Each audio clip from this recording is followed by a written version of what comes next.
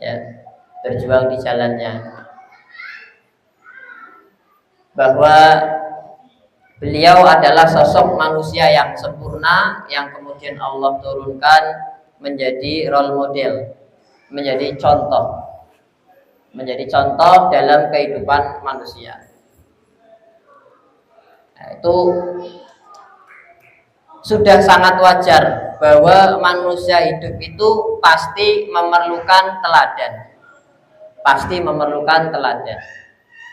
atau memerlukan panduan.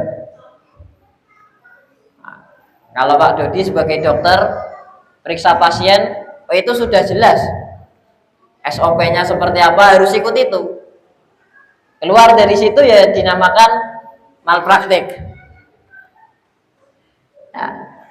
Manusia juga sama, ada role model, ya, ada sosok yang kita harus tiru dalam kehidupan, dan kita harus bersyukur bahwa kita termasuk umat Rasulullah Shallallahu Alaihi Wasallam yang insya Allah kita ditunggui oleh Rasulullah Shallallahu Alaihi Wasallam, dan kita ketika istiqomah maka kita akan mendapatkan syafaat Rasulullah Shallallahu Alaihi Wasallam. Jadi pada tanggal flash sale malam hari ini ya 10.10 saya menggantikan pembicara yang sebetulnya juga tidak lebih pandai dari pembicara, tapi ketoke kok eman-eman kosong ya. Saya mencoba akan membawakan tema yang sudah tertulis, yaitu terkait dengan qada dan qadar, terkait dengan ketetapan ya Allah Subhanahu wa taala. Dalam setiap sisi kehidupan kita itu sebetulnya kita dekat sekali dengan Allah Subhanahu wa taala. Ya. Terkadang Allah itu memberikan tanda bolak-balik di hadapan kita. Tapi terkadang kita yang kemudian tidak bisa menangkap itu. Sehingga kita ketika ketemu soal yang sama terkadang cenderung bingung atau monoton. Ya. Misalnya saya sebagai guru, itu mesti namanya guru itu ketemu murid sing pinter, ketemu murid sing sedengan, ketemu murid yang kurang, ketemu murid yang beling, ketemu murid yang nurut. Itu sebetulnya semua itu adalah ayat-ayat Allah Subhanahu wa taala. Ini namanya guru itu harus bisa menerima itu. Ya. Kalau sudah berstatus sebagai guru, maka harus bisa menerima semua itu. Ya. Bukan kemudian hanya memilih yang pintar-pintar saja, misalnya. Memilih yang nurut-nurut saja. Nah, itu kalau sudah guru punya kecenderungan seperti itu tidak boleh. Namanya pilih kasih. Itu namanya pilih kasih.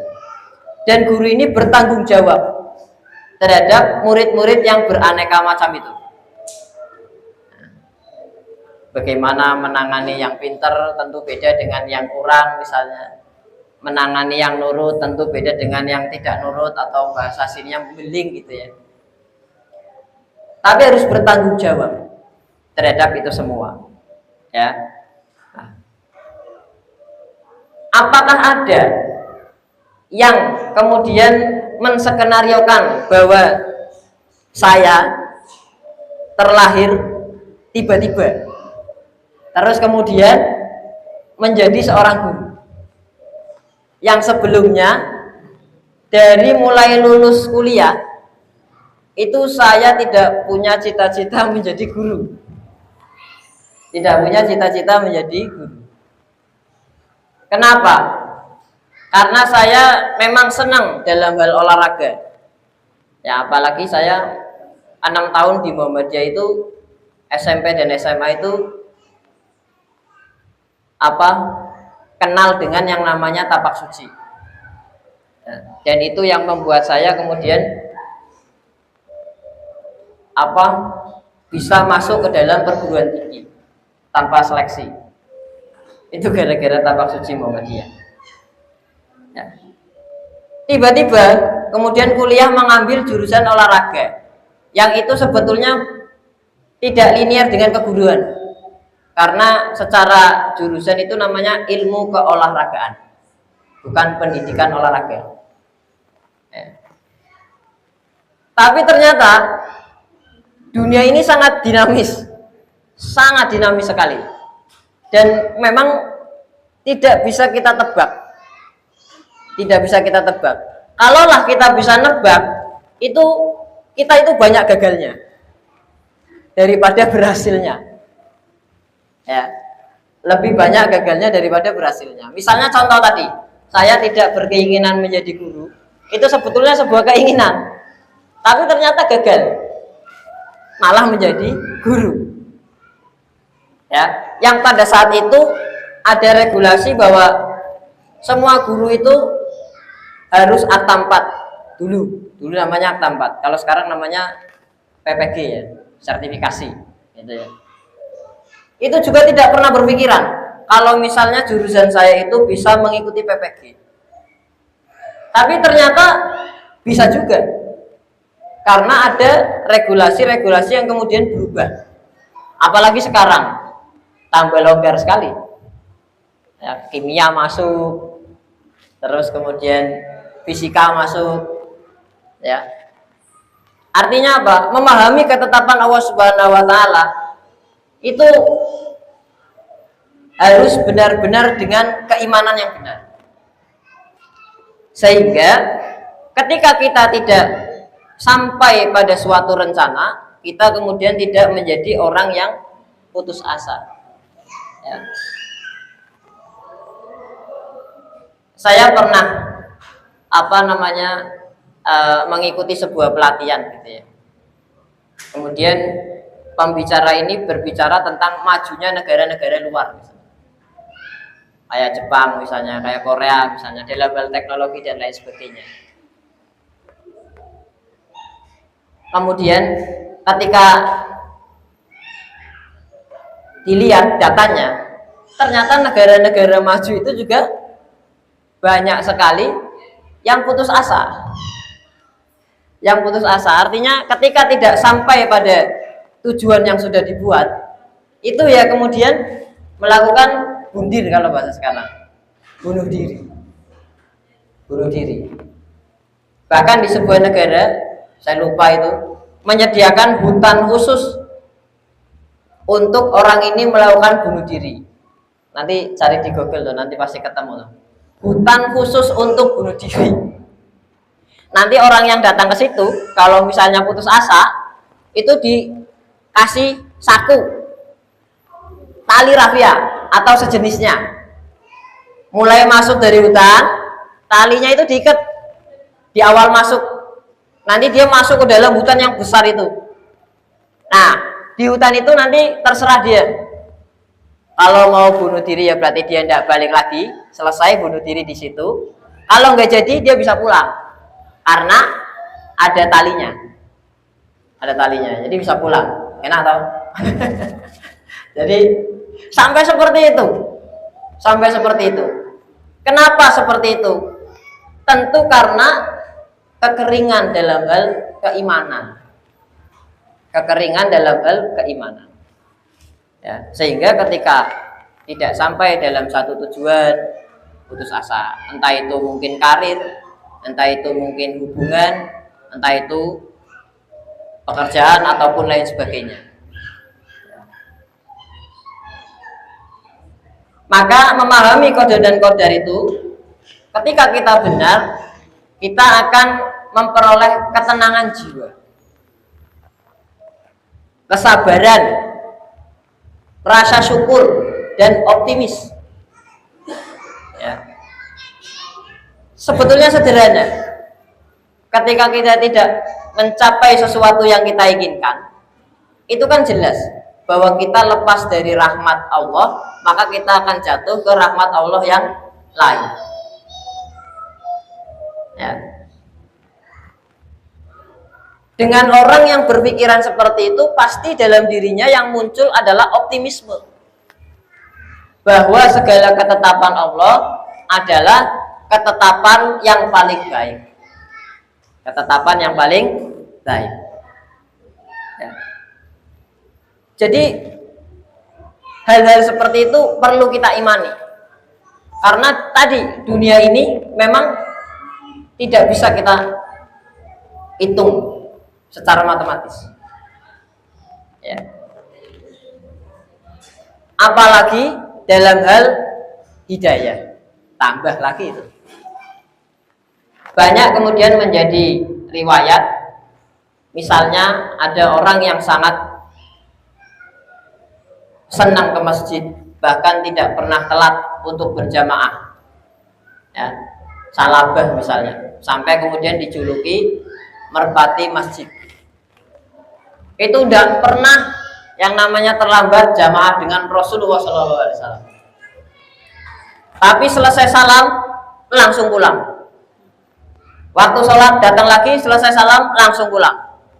Sampai kemudian ditanya, kenapa? Ketika selesai sholat kamu langsung pulang? Kondo, ndak, zikir dulu. Itu ya sederhana. Salabah menjawab bahwa saya hanya memiliki pakaian terbaik, satu pakaian terbaik untuk ibadah. Dan ketika saya pulang, pakaian saya ini sudah ditunggu oleh istri saya untuk ibadah. Jadi jangan bayangkan istrinya di rumah enggak pakai pakaian itu. Enggak. Tapi karena memang pakaian yang terbaiknya itu. Ya. Jadi sampai ekstrim ya kalau secara kemiskinan ini ekstrim. Pakaian yang terbaik saja hanya satu. Suatu ketika dia jenuh, sampai kemudian dia meminta kepada Rasulullah, ya Rasulullah, ya saya didoakan atau diberi sesuatu lah biar saya kaya. Lalu kemudian didoakan oleh Rasulullah, diberi 2 kambing. Apa yang terjadi? Kambing itu beranak pinak. Masih sedikit dia masih jamaah. Tambah banyak, tambah jamaahnya berkurang. Tambah banyak kambingnya, tambah jamaahnya berkurang. Tambah banyak, rak pernah jamaah. Banyak lagi lali. Ya. Sampai kemudian ketika dimintai zakat, itu kemudian Salabah ini berucap bahwa ini bukan zakat, ini namanya pemerasan, karena saking jumlahnya banyak. Padahal itu ono nabi nih, ada nabinya di situ, ditunggui sama nabi. Itu Allah tersinggung, ya. Kemudian mencap Salabah ini adalah orang yang munafik, yang akhir hayatnya su'ul khotimah. Ya. Maka beruntung kita kalau dikasih pas-pasan. Boleh jadi nek kita kaya kayak Salabah karena sibuk. Kan kita tidak pernah merasakan punya hotel 5, punya hotel 7. Kan nggak bisa kebayang kalau misalnya kita harus visit satu hotel dalam 1 hari untuk mengontrol hotelnya banyak. Memang benar-benar sibuk. Ngurus hotel yang A, ada problem lain sebagainya, mungkin nggak cukup 1 hari malah. Ngurus hotel yang B berapa hari, ngurus hotel yang wah sampai 1 bulan penuh, balik lagi pertama. Itu betapa sibuknya luar biasa. Ya. Nah, kemudian kita juga kita punya sirah, punya cerita riwayat tentang Umar bin Khattab. Ya. Umar bin Khattab ini kan khalifah. Tapi sebelum menjadi khalifah, Umar bin Khattab ini adalah orang yang berniat membunuh Rasulullah SAW. Iki orang mau niat meh nglakoni malah ding. Ini tidak hanya niat tapi malah mau melakukan. Mau melakukan benar-benar pembunuhan. Dan dia sudah dalam puncak pikiran bahwa ketika saya membunuh Muhammad, karena belum beriman waktu itu, Muhammad mati, saya akan menyerahkan diri ke keluarganya Muhammad untuk kemudian dibunuh juga. Karena pada waktu itu pikiran dia adalah Muhammad ini pemecah belah. Ya kita nggak bisa ngebayang kan, waktu adanya Nabi Muhammad SAW itu pedot, bapak tukaran be anake, om tukaran be ponakane, karena perbedaan keimanan, perbedaan keyakinan. Akhirnya memang pecah, ya memang pecah, banyak berantem. Sampai kemudian Umar ini berjalan membawa pedang menuju Rasulullah SAW. Itu qadarullah ketemu orang di jalan. Kemudian ditanya, "Hei Umar, ini sepertinya bukan urusan sepele." Dia langsung nebak, ini sepertinya bukan urusan sepele. Ya, terus dia bilang, orang yang menyapa Umar ini bilang, "Kok kamu mau bunuh Muhammad? Wong adikmu saja ikut agama Muhammad." Karena pada waktu itu adiknya Umar bin Khattab itu sudah masuk Islam. Sudah masuk Islam. Jadi iparnya itu sudah membawa adiknya ini masuk Islam. Dia marah, nggak jadi ke Rasulullah, balik kanan menemui adiknya, ngecek bener apa enggak. Kan betapa malunya, mau membunuh yang dinamakan pemecah belah, tetapi ternyata adiknya sendiri sudah mengikuti agamanya. Sampai kemudian di rumah adiknya itu memang adiknya waktu itu lagi baca Quran bersama dengan suaminya, ya iparnya. Umar itu dari luar itu dengar. Itu benar-benar marah betul. Karena itu yang menyebabkan pecah belah suku Arab pada saat itu. Di kondisi Mekah pecah belah semrawut. Nah, sampai akhirnya kemudian tahu ngetok pintu, yang datang adalah Umar yang belum masuk Islam. Itu iparnya langsung ngumpet. Ya. Karena yang bertanggung jawab, yang mengajak adiknya ini kan iparnya. Itu masuk diumpetin semua. Sampai kemudian masuk, apa yang kamu baca? Saya tadi mendengar sesuatu. Sampai akhirnya terjadi berantem lah ya. Wis kabeh kalah sama Umar lah. Iparnya yo kalah, adiknya sampai sempat ditampar, dipukul karena mencoba melerai. Itu ternyata ketika Umar membaca Al-Quran, justru disitulah pintu hidayah Umar bin Khattab. Kemudian masuk Islam. Dari orang yang akan membunuh Nabi menjadi orang pilihan Nabi. Ya. Berbanding terbalik dari cerita Salabah, orang yang beriman, ya, yang dekat dengan Nabi, tiba-tiba menjadi orang yang jauh dari Nabi. Baik, olak-walik sama diskon.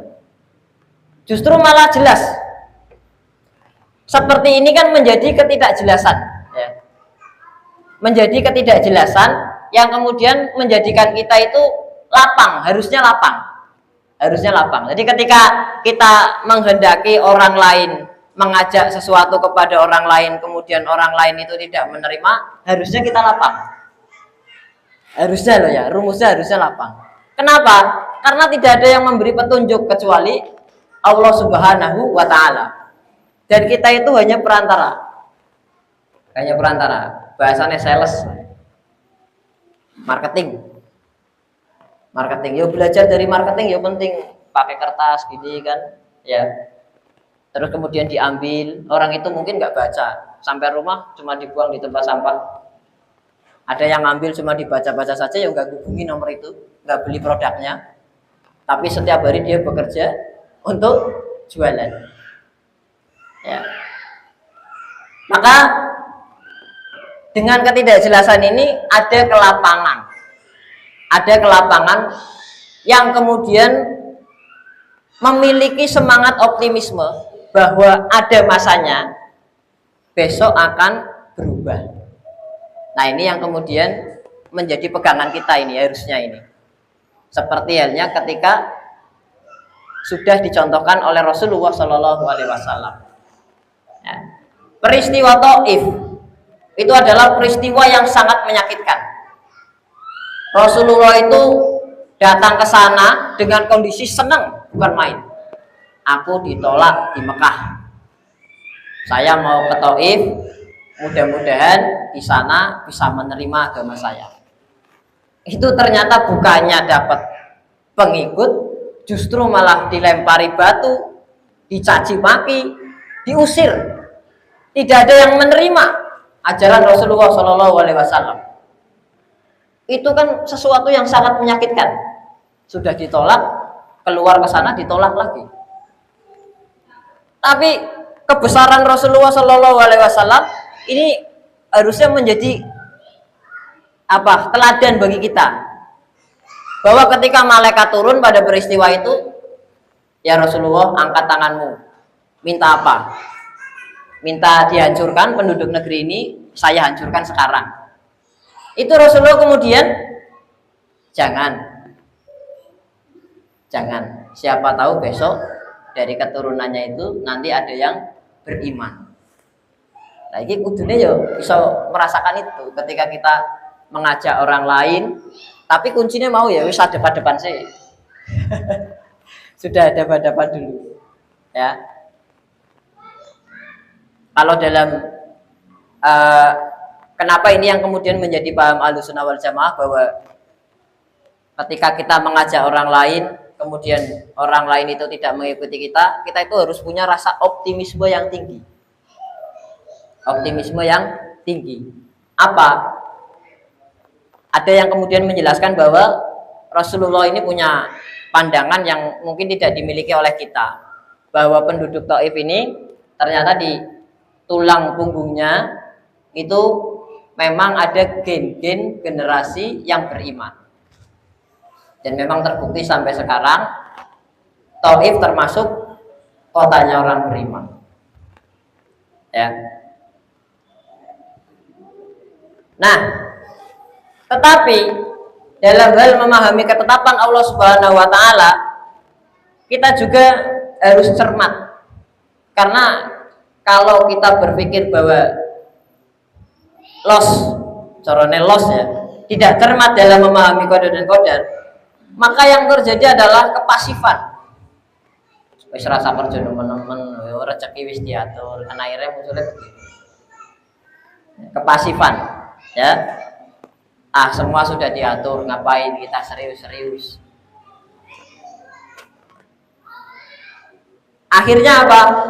Kerja itu tidak maksimal, tidak mengeluarkan performa terbaik. Ini sangat bertolak belakang dengan ajaran kita, karena Nabi Muhammad Shallallahu Alaihi Wasallam itu senang kalau umatnya itu bekerja secara profesional, mencari nafkah yang halal dengan cara yang profesional. Kemudian apabila kita tidak cermat, ya kita bisa jadi orang-orang yang kemudian berprasangka buruk. Sudah ikhtiar maksimal, tiba-tiba hasil tidak dicapai, kemudian mengeluh. Kurang apa ya Allah? Itu kalau Allah bisa jawab langsung, kurangmu banyak. Kan ya repot. Kurang apa ya Allah? Aku sudah A, B, C, D, E, F, G sampai Z. Itu dijawab kurangmu banyak, kan ya repot. Akhirnya berprasangka buruk. Ya. Kalau sudah berprasangka buruk ke Allah Subhanahu wa taala, naudzubillah min dzalik. Ya. Orang yang tidak terima dengan qada dan qadar itu diancam oleh Allah Subhanahu wa taala supaya tidak tinggal di tempat yang diciptakan oleh Allah Subhanahu wa taala. Kalau kamu mau tinggal di bumi, cari tempat yang tidak diciptakan oleh Allah Subhanahu wa taala. Wis di planet mau silakan, yang tidak diciptakan oleh Allah Subhanahu wa taala. Ya. dan itu seburuk-buruknya hukuman. Jadi hukuman terberat salah satunya adalah menjadikan manusia ini ya dibuat tidak nyaman dengan Allah Subhanahu wa taala. Jadi manusia ini tidak pernah merasa nyaman dengan Allah Subhanahu wa taala.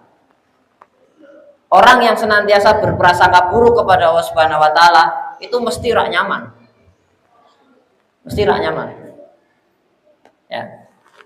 Maka lawannya adalah menerima keputusan ketetapan Allah Subhanahu wa taala dengan lapang. Sehingga yang muncul adalah prasangka-prasangka yang baik. Itu nek diprakteknya ya ancen tenang-tenang.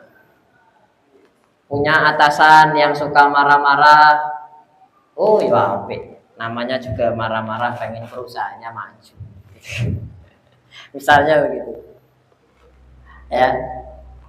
Punya tetangga yang kemudian membuat jengkel, oh ya mungkin ini supaya saya lebih giat belajar memahami ilmu sosial.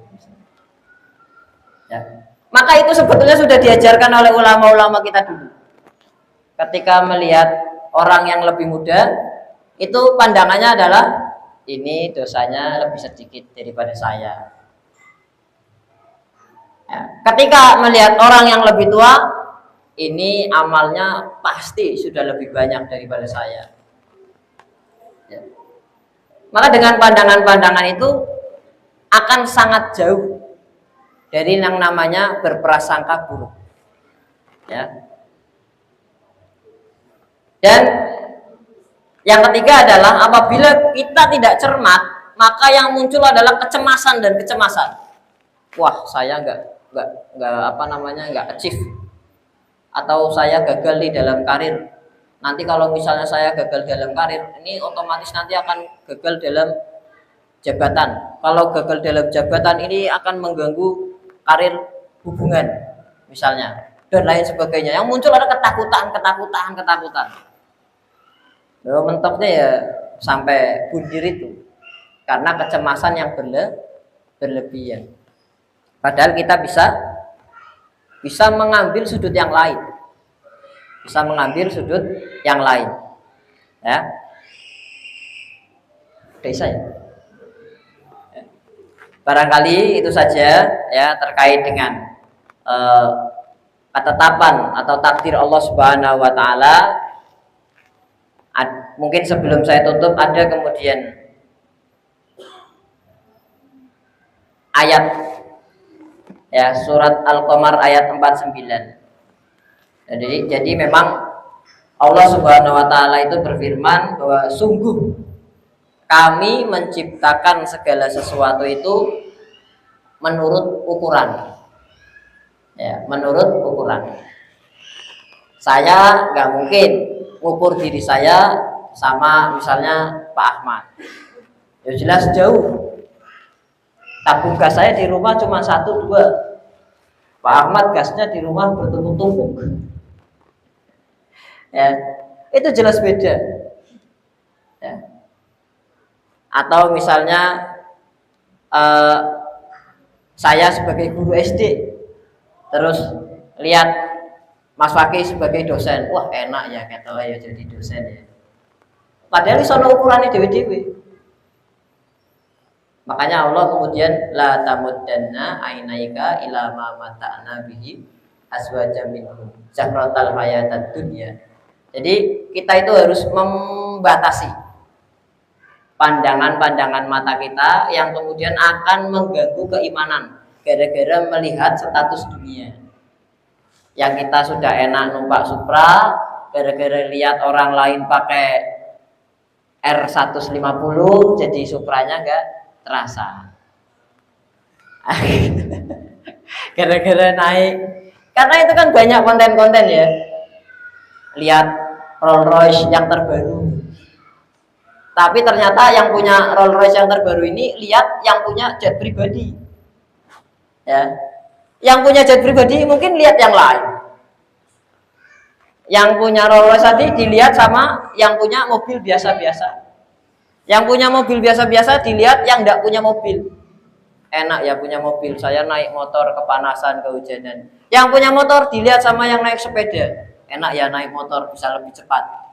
Yang naik sepeda dilihat sama yang jalan kaki, enak ya sepedaan ya.